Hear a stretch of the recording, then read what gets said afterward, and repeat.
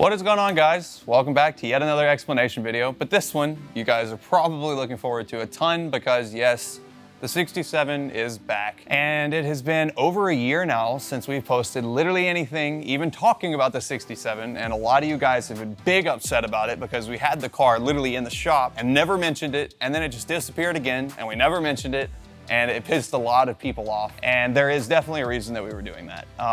And so this video is pretty much gonna be catching you guys up to speed on what the hell has been going on with this car, where has it been over the last literally year, and what happened to it after it got painted, because that was the last thing you guys saw, and now there's a freaking Coyote engine in it, and now we're starting a whole series on it like today, and what is going on? Well, don't worry, no need to fret. We're here, and we're going to inform you guys today on literally all the bullshit that has gone on with this car, because that's exactly what it is. It's just been a lot of headache. So if you guys remember in the video whenever we hit 1 million subscribers where we started the giveaway of Jaeger and the GTR and we announced the 6th Gen ZL1, all that all in this one big video. At the very end, we had kind of given you guys like a teaser of like, we got the car back, we're gonna get it running soon. And guess what, we really didn't. It was out of my control, I will say that. It wasn't necessarily anything that I did. It was kind of a lot of headache and issues. Honestly, just truly not to push blame or anything, but it was because of other people. And I didn't want to drop any videos of the car because we didn't even have it to the point of being able to make any videos of it. So I didn't want to like drop little tidbits of it and then people be like, well, what the hell? Why are you even talking about it if it's not even going to be on video and this and that and whatever and blah, blah, blah, blah. And so I just kind of pushed it off on the back burner. Anyways, let's go ahead and dive straight in. About a year ago now, the 67 was down in Lake Charles and we went and got it painted. Nice paint job got put on it. Well, the paint job was estimated in the beginning to take about 6 months. So that's what we were accounting for. And that's why we had told you guys like, and had been dropping all the videos and stuff of like dropping it off and getting it painted and all that good stuff. Long story short, just all BS aside, it took way longer than it was supposed to. And that's for a lot of reasons. But the primary reasons are because of negligence to really commit to timelines on a lot of people's fault. I'm not gonna say it's one particular person, but it's a lot of people, for one. But for two, obviously the start of COVID was very difficult because we no longer could get any parts, and I say we, but the body shop that was doing a lot of the restoration on the car's body couldn't get a lot of parts that they needed because of COVID, and that was a big issue. It still is a big issue, but it's gotten better. And then also, not only that, a hurricane came through. You guys probably remember whenever we had the big hurricane, and it was a really big mess. But this car was down in Lake Charles during that hurricane, and had gotten a little bit of damage to the car on its new paint job after the hurricane and had a few things that had gotten hit, and it was a big mess. Okay, so long story short, their shop was damaged and they weren't able to get the car finished in a timely manner. And so we needed to have this progress getting started with this car. And I'm referring to like the Coyote swap and the engine and trans all getting placed and a bunch of stuff that we're gonna get into in a second, but it still needs a lot of work. Really does. And I just went and picked it up because I needed to really get started on getting the engine and trans and everything mounted in place. And so we picked it up from the body shop, unfinished, brought it back up here, and pretty much at that point just waited on Taylor to have an opening at his shop to be able to bring the car and the entire engine and trans over there for him to start getting started installing it. Today is the day. Officially, we were finally taking the Camaro and also its new power plant. We're taking it over to the fab guy, and I guess he's gonna try and fit this in there. Not sure how he's gonna do it yet, but he's going to, I think. So check it out, guys. This is the Coyote engine and the exact same trans that came out of the black car whenever you guys remember we blew it up and I got it rebuilt. We had another problem with the engine. Ended up going and getting that issue fixed, and now we're back. Obviously, we just got to take this engine and trans over to the fab guy so that he can put it up into the car, try to fit it, figure out where he needs to cut, clearance, and he's gonna have to mock up some new mounts for it. So this is gonna be crazy, but this is day one of Coyote swapping a 1967 all original numbers matching Camaro Rally Sport. So pretty crazy. A lot of people are not gonna be happy about this. That's all right. People aren't happy with really anything that I do anymore, so it's okay. And now we had the car at Sean's shop for the entire time because we were doing a lot of projects inside of the shop here, and we were filming a lot. We obviously didn't want the car to be behind the scenes on video or anything because of the fact that we wanted this whole entire build series to be secret and a big surprise. And so from that point, Taylor had pretty much texted us and was like, hey, I've got an opening. Do y'all want to bring the car? We were good. So we loaded up the car in the trailer, loaded up the engine and trans in the back of Sean's truck, and then we pretty much caravanned over to Taylor's house and dropped everything off.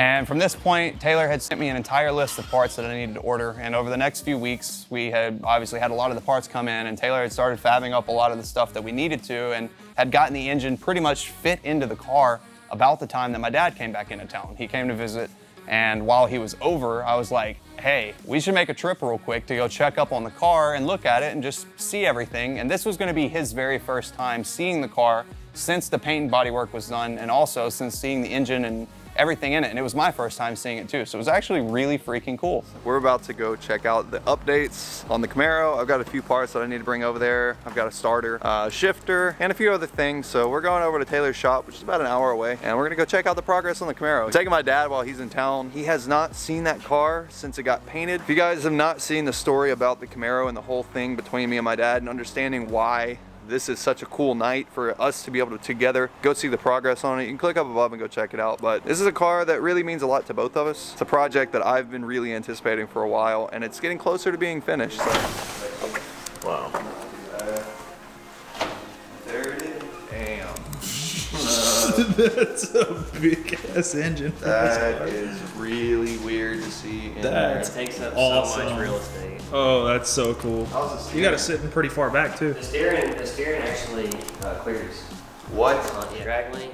Yeah. Yeah, I had to unbolt the drag link, let it drop out, get the motor in there, and it bolted back up. Wow. So when it goes full tilt, I try to position it so that would fit, and the windshield wiper motor would still fit in there. So it turned out pretty all right. Pretty Pretty awesome. all right. Yeah, it turned out real all right. So I see you got one runner so far for the exhaust. That's the important one, I guess. Well, I like to mock up the collectors. Yeah. Get both collectors kind of. Okay, so that's holding it in place. Right. Yeah. And like I was telling him, I started on this side, and I was like, crap, it doesn't even have a starter on it. And I didn't know where the solenoid was going to be at, so I just started making that side. Those motor mounts came out really nice. Yeah, they turned out pretty good. Come look in here. Assume they're solid. Yeah. Look at that. That is nice. Those look real good. I would never in my life have thought that I would be standing here looking at that. It's pretty neat. So the transmission's already in it too? Yes. This is weird seeing this all come together. A year ago, me, him, and everybody else at the office were sitting in the office, sitting there talking. We were like, what if we Coyote swapped the Camaro? Oh, that'd be crazy. Everybody was like, nah, there ain't no way. You know what would be funnier than that? LS swapping your black car. Oh, I'm about to. I'm telling you right now. I am about to. Yeah, that'd just be the good old 1-2 combo. Oh yeah, you're already pissed about this. Guess what? Black car's not black car anymore. What you think? It's gonna be crazy seeing it actually run and move. It's gonna be one of the first times in my life I've ever really seen it move under its own power. So basically, this is just like an old school transmission mount that would be on the car. This is like pretty much the same style. Damn, that looks good. So Taylor fabricated this whole entire piece right here. This is all him that did that. Damn, these headers are gonna look good. Yeah, that is pretty damn crazy. Basically, all I did with the motor mounts is just I made a little plate. Yeah. Bolted it to the block. Came off of that with 2 tabs. I pushed the stock frame mount back, 1 bolt hole basically.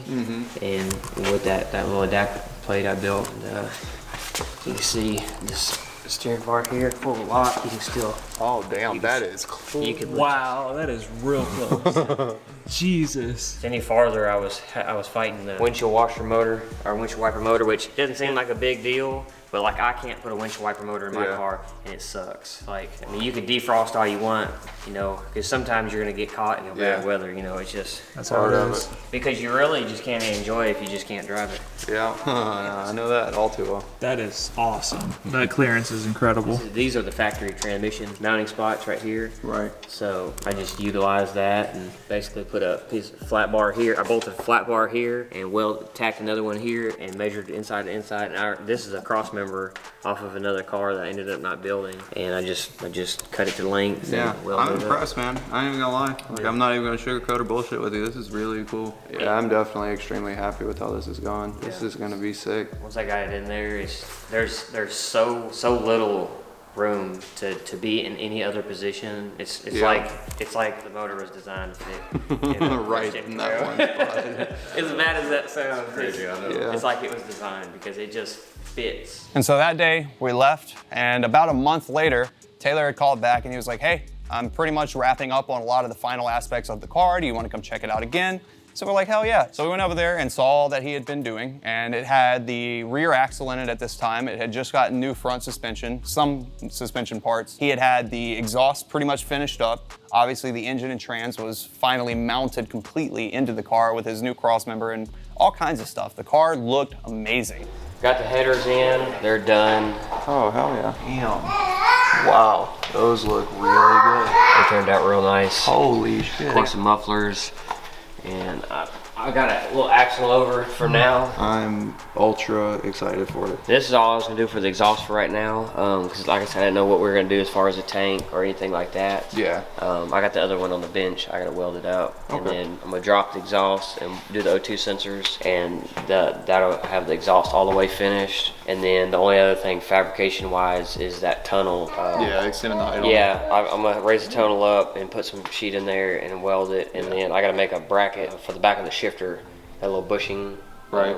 I gotta cut a little bit more of the floor out, lower it down, build a little bracket to hold the back of the shifter. So long story short, the reason that this car is here and has been here for so long is for shit like that. I can weld, but that does not mean that I can do that by any means. And so Taylor has been here doing a lot of the stuff that we are unable to do. Basically, that's where this rear end came from. That's how this exhaust was built, because this is not like, you can't just get online and order Coyote headers for a 1967 Camaro. It just does not work that way, obviously. And I don't know how to fab headers. This man does amazing work, and this is coming out fucking phenomenal. Like, seriously, I am really, really, really impressed. And we're gonna take it home this weekend. Because normally I wouldn't do something like this. I love first gen Camaros. It's my favorite cars. And you love Coyotes. Hate Coyotes.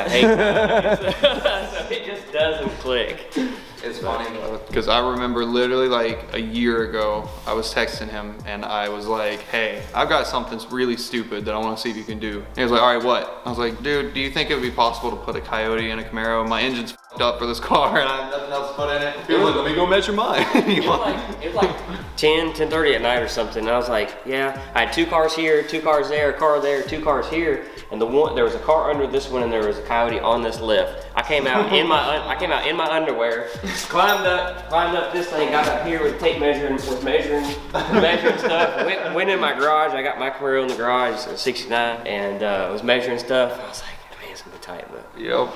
And literally a year later, here we are. It's just funny to see that, like, we've been sitting here talking about this idea. I know. Daniel was the first person to ever mention this idea, and I hate it. You know what? You said I hate it. I wasn't gonna say that. I already know what he's about to say. Yeah, you know what would complement this build though? It's LS swapping the black car. Like, It's way too late for that. It's way too late for that. We're like teens of thousands of dollars dude down the drain, but I remember whenever we were in the apartments and you still had garages and you had just bought the white truck and I was like, bro, put a fucking Coyote in here. yeah, and we were And going you to. were- yeah. And we were going to because it would have fit in that truck way easier than it would have fit in here. Yeah. Yeah, this is way sweeter though. This is way Oh yeah, sweeter. definitely. What I should do is get a 67 Mustang fastback and put an LS in that. No, that would be Yeah. pretty iconic. Both cars Ruston mod with the wrong motors and both. yeah. Drop both cars off at a shop and they installed the wrong one in the wrong car.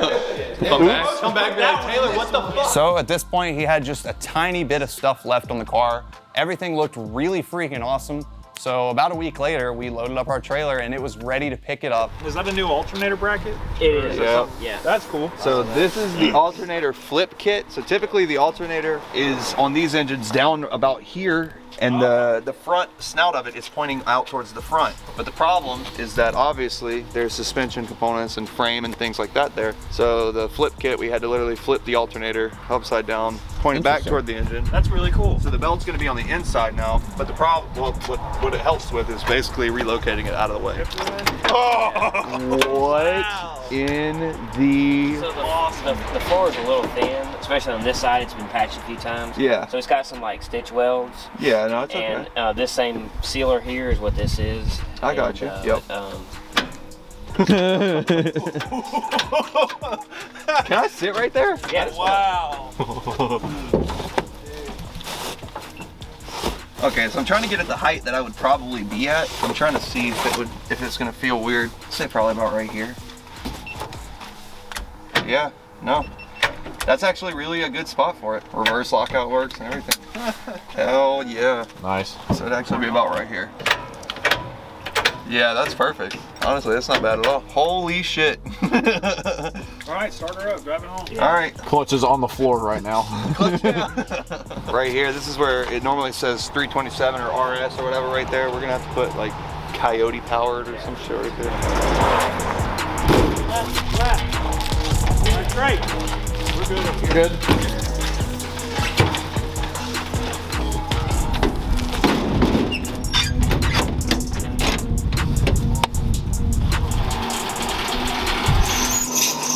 That thing looks mean Whenever from you get up behind. closer to it, you can see the tips.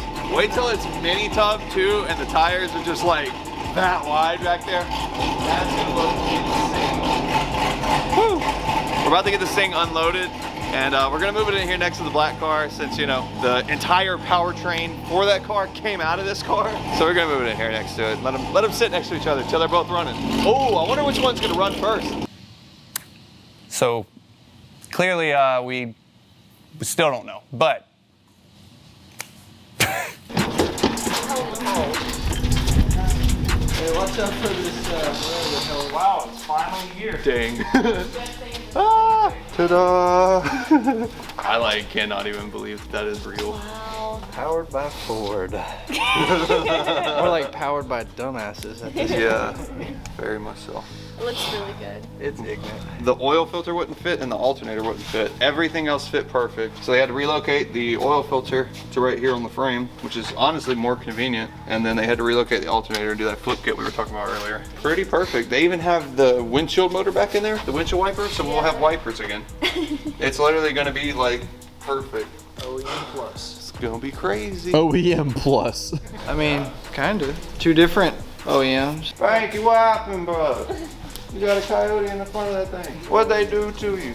This is gonna be nuts, honestly. And so after getting the car back from Taylor's, we were super freaking excited about it. And originally we had obviously way too ambitious of plans, but we were wanting to get the car running, at least just a start to where we could start the damn thing for 1 million subscribers. So that way at the end of that whole 1 mil video, it was like, oh yeah, and the car's back.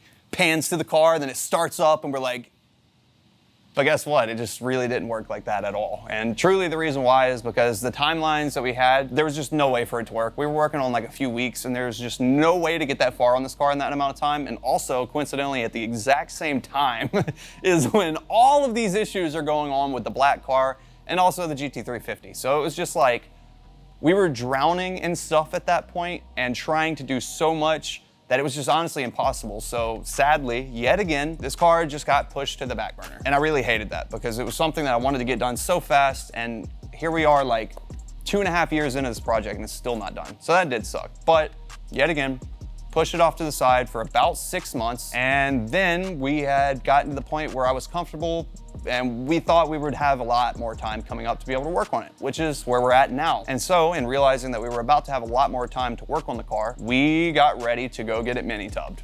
Now, quick explanation for that. The purpose of the mini tub and the reason why we needed it is because there were no other wheels that we could literally fit on the car at all until we get it mini tubbed. Once we get the car up there in a second, I'll show you guys, but basically the purpose of the mini tub was because with the stock wheel wells on these Camaros, you cannot fit anything except for a very tiny tire in the rear. And that's why we had actually had to bring this car over to the shop to get mini tubbed on the ZL1's drag pack, but only the front runners. And so it honestly looks funny, but we had to put the front runners in the rear that are super small and skinny just to be able to get the car to move until it was mini tubbed. And so this process was also a little bit frustrating to say the least. And really the reason why, again, is just a timeline issue. It was supposed to be done in a very quick amount of time. It ended up taking about 2 months, so not a huge deal necessarily, but that is the exact truth to why you guys have not seen this car, and that's where it's been. It's been at the mini tub shop. Whenever you saw it appear back here, it was because we had just gotten it back from Taylor from getting all the Coyote swap and everything done. And if you want to go check out his channel, you can click up above, but he's got like an entire video series of some pretty in-depth work that he did on making this Coyote fit inside of this car. Pretty interesting stuff. But after we picked it up, that's why it sat here for a while, is because we had gotten pretty tied up with other projects. And then whenever it was time to do stuff with it, I knew that we had to go drop it off to get mini tubs. So then that obviously took way longer than it was supposed to, which was also kind of shitty, but it was just out of my control. And so now, finally, and I mean like, oh my gosh, this has been a really long time coming, but finally, the car is back in my possession and I get to get started filming videos with it. With that being said, let's go ahead and walk through the car real quick, and I'll just quickly show you guys everything that has been done over the last 2 years, catch you guys up to speed on where we're at with the car as it sits today, and then show you guys at least some kind of a plan for where we're going from here. Because the next video that you guys are gonna see with this car is going to be unboxing every part, essentially, that has come into this point for this car. And then the series following is gonna be pretty much just installing everything and me, myself, trying with everything in me to get this freaking car running. So let's go ahead and get this thing up in the air real quick. Actually, well, it's already right here. Let's just go ahead and talk about the engine bay and stuff. By the way, if you guys are wondering why the shop is all rearranged, I saw a lot of your comments about like, oh my God, everything's all over the place. It's really just because the GT350's in Houston, which you guys know now, getting work done. The black car is getting the turbo kit built. The Tesla's down the road. The Miata's down the road. And everything else is in here. So, I mean, it's not like everything really went away. It's more or less that we were trying to get everything moved out of the way to do like an ultra deep clean and rearrange everything pretty much to be more efficient. And it looks a lot better in here, honestly. It really, really does. But we have never, like we had started thinking about it. It had been about 2.5 years, roughly 2 years, since we had really cleaned everything out. And so we have been spending a crazy amount of time doing that. But anyway, back to the car. Inside of the car's engine bay, you guys can see that there's now a Coyote engine inside of a first-gen Camaro, yes. But there's a lot of stuff that still needs to be removed, and that's gonna be the first bit of the videos that we're really gonna be making with this car, is gonna be removing everything that I can as far as all the old 60s model components. And there's a lot of stuff in here, honestly, that is all gonna be replaced with a lot more modern stuff. But again, we'll get into that later. The engine is definitely not finished up. Everything is just very loosely bolted onto here. So I'm gonna have to go through and finish up the entire engine after getting everything stripped out and whatever. But I just wanted to show you guys, the engine actually is in the car. It fits very nicely. And everything in the engine bay is really not gonna be bad. Pretty straightforward and simple. Once we get this thing up in the air, I'll show you guys underneath. That's where the fun stuff starts. That is truly where all of the work has been going. It's been to the bottom side of the car. All right, so underneath the car, this is honestly pretty cool. This is what Taylor, let me grab a light. But this is what Taylor was referring to whenever he was saying that everything was extremely, extremely tightly fit. My hands between these headers, literally like, I cannot fit my entire hand between here. It is that close to the frame rail. The oil pan, literally, this is a factory Mustang oil pan, by the way, and somehow it acts like it was meant to be here. And that was like the craziest part whenever we were doing this whole entire thing. Taylor was calling me like, dude, you wouldn't even believe me, but like this thing fits like it was supposed to be in the car. It's very odd. But actually it all fit really well. Taylor, whenever we had dropped it off to him, his job was essentially to fabricate up these headers because they don't make headers for a first-gen Camaro with a Coyote swap. It's just not a thing. So he had to custom fabricate these headers to be able to come back off of here, so we had an exhaust. Otherwise, we were gonna have to do front-facing headers with a turbo, and that would have been just lame. But anyway, other than that, the transmission getting bolted in here was surprisingly easy as well. He fabricated his own little custom crossmember here, which worked out tremendously well. And the trans tunnel needed to get cut a little bit to be able to clearance the new shifter and stuff like that. But honestly, it wasn't that bad either. He said that it went pretty smooth. So moving back from here, you guys see that we've got these fancy Corsa Performance, like literally just for the memes, we actually went ahead and threw a Corsa exhaust on this car. So we've got Corsa mufflers on here coming back off of our really nice, like look at the quality of these welds in this mid pipe. Like it is actually beautiful. It looks like an OEM Plus car. It really does. It's sick. We've got plenty of room for a drive shaft, which we do already have made, and I'll show you guys that in the next video too. This is where it gets really cool too. This is our new rear diff for the car. And now this diff, I feel extremely bad because this thing was sponsored by Quick Performance, like honestly, really about 1.5 years ago. And 1.5 years ago, I told them I was really gonna do my absolute best to promote them as much as possible. And we haven't even had the freaking car to do it. And so I feel extremely, extremely bad. But Quick Performance are the guys who sent over this rear diff here, and they had fabricated on the spot everything the way that we needed it. And this is a fabricated 9-inch rear end. So this is extremely, extremely strong. I wanted to make sure that we didn't have any rear end issues, and Quick Performance came through and really hooked it up. We'll talk more about that once we're getting ready to install the entire drive line of the car, but I just wanted to quickly say huge thanks to Quick Performance. Also, as you guys see right now, we've only got a leaf spring setup in here, and eventually we're gonna be doing some different suspension stuff. And again, I wanna wait and talk about all of this at a later date, but I just wanna show you what it looks like now. We've also got disc brakes on here. As you guys see, our rear axle here came with a disc brake conversion as well. Inside of here, this is what I was gonna tell you guys about next. So, can you see, let me grab a pointer. This line right here is actually where the factory fenders came down in the first place. So, if you can follow this screwdriver, imagine that is where the inner fender, as you guys see now, it comes out really far this direction and comes down way out here. But imagine from the factory, this is where the factory fender came down. We were having problems almost fitting this on here just simply because of how close it was. And so after we got our mini tub and everything installed, that is again the purpose of it. Instead of having our factory wheel well end right here, it actually pushes it in another like 4 or 5 inches, which obviously gives you plenty more width to be able to fit a much wider wheel on, especially wider than a 4.5-inch tire. I mean, it's so small. So now we can actually fit a real wheel and tire setup on the car just to get the thing moving and going. That is all out of the way, so the car doesn't technically have to go anywhere else for paint and body, nor does it have to go anywhere else for any suspension fabrication, or does it have to go anywhere else for wheel wells or anything like that. And again, this is why we were taking a while, is so that way, once we got the car in hand, it was ready to go, and we were ready to start making videos with it, and we weren't having to just wait. Because truly, I personally really have been just getting fed up with it.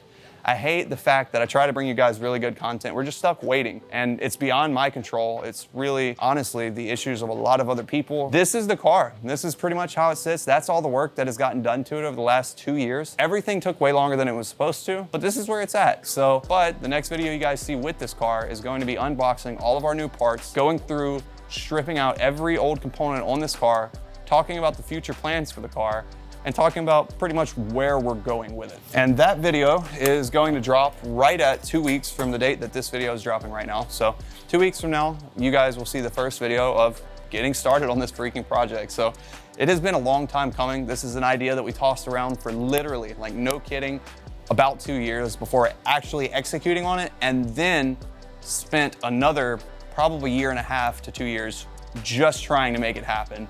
And here we are, finally wrapping up the final details and getting started on trying to get it running and driving. And I couldn't be more excited for a project, to be honest. This is a car that if you guys saw the original video, whenever we picked it up and basically what this car means to me, this car is just the most important car to me in the entire world. And so me, with my 2 hands, being able to build this thing from the ground up, it's gonna be really awesome. With that being said, guys, I really appreciate everything to this point. I appreciate you guys staying patient with us throughout this entire car. I know it's frustrating. It's been frustrating for me too, and I've been just biting my lip and smiling on camera every day. But believe me, it has been a pain with this thing, but again, I'm overwhelmed at how happy I am to have it back in my possession. So videos will be starting with that ASAP. Like this video if you haven't already, subscribe, and with that being said, guys, we'll see you next video. That's a wrap.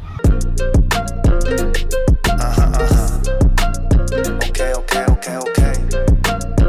Hey, I do what I want on my day to day. You do what you can, now that ain't the same. And I did it on my own, I'ma stay that way. I go Damon